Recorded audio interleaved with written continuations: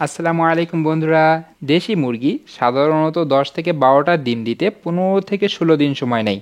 আর এতদিন ডিমগুলো বাইরে থাকলে এই গরমের সময় প্রথম দিককার ডিমগুলো যা সে পেড়েছিল সেগুলো কিন্তু নষ্ট হয়ে যায়। তবে এই সমস্যাটা কিন্তু ঠান্ডার মধ্যে হয় না। মুরগিগুলো যে সমস্ত ডিম আগে পেড়েছে বেশি দিন হয়ে যাচ্ছে বাইরে রাখার, সেই ডিমগুলো অনেকে ফ্রিজে স্টোর করে রাখেন। সো বন্ধুরা, আজকে আমরা দেখব যে ফ্রিজে রাখা সেই ডিমগুলো থেকে আসলে বাচ্চা হয় কিনা।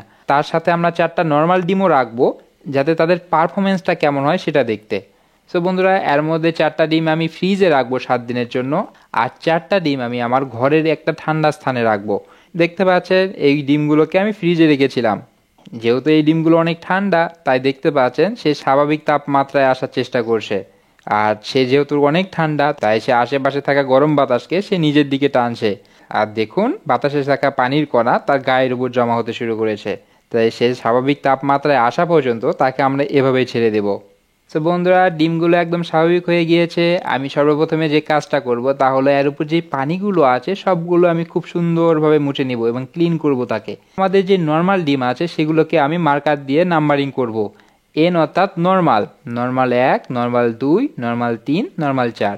আর ঠিক একইভাবে যেই ডিমগুলো আমরা ফ্রিজ থেকে বাইর করলাম সেগুলোকে আমরা মার্কার দিয়ে নাম্বারিং করব। F1 অর্থাৎ ফ্রিজে রাখা প্রথম ডিম, দ্বিতীয় ডিম, তৃতীয় ডিম, চতুর্থ ডিম। দেখতে পাচ্ছেন এই মুরগিটা আজকে কুচোয় বসবে, এই 8টা ডিম আমি তাকে দেব।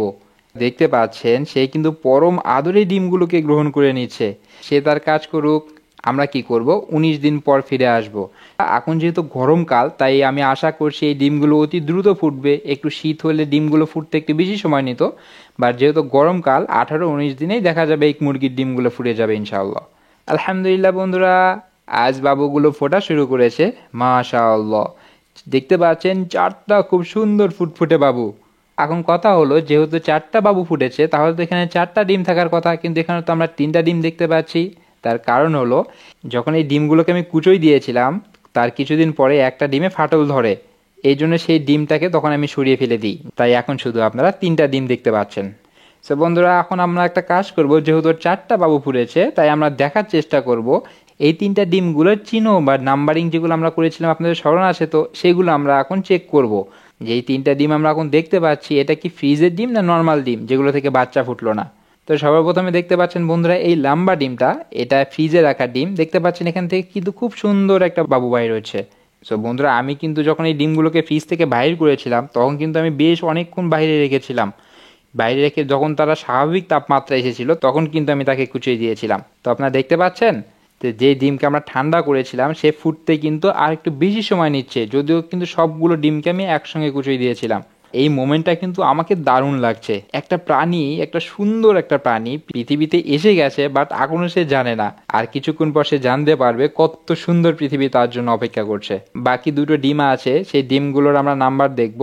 সো একটা হচ্ছে F1 এবং একটা হচ্ছে F3, তথা এই দুটোই হচ্ছে ফ্রিজের ডিম। ডিমগুলোকে একটু ফাটিয়ে আমরা দেখব যে ভিতরে কি অবস্থা। এই ডিমগুলো থেকে বাচ্চা ফুটলো না, আদৌ কি এর মধ্যে কোনো বাবু আছে কিনা। আর যদি বাবু না থাকে তাহলে বাবু এর মধ্যে হয়ে মারা গেল কিনা বা ডিমটা পচে গেল কিনা, আমরা এটা একটু দেখার চেষ্টা করব।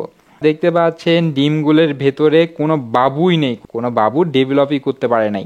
এই 4টা ডিম যে আমি আমার ঘরে রেখেছিলাম, এমন একটা স্থানে রেখেছিলাম যেখানে আলো আসে এবং তার উপর বাতাস লাগে কিন্তু গরম না বেশি, এমন স্থানে রেখেছিলাম। দেখতে পাচ্ছেন সেই 4টা ডিম থেকে কিন্তু বাবু ফুটে গেছে। তাই এখানে আমরা বুঝতে পারলাম যে ডিমগুলোকে যদি আমরা কিছুদিনের জন্য ফ্রিজে রাখি, যেমন 3 দিন 4 দিন, তাহলে সেই ডিমগুলো থেকে ইজিলি বাবু ফুটে যায়, কোনো সমস্যা হয় না।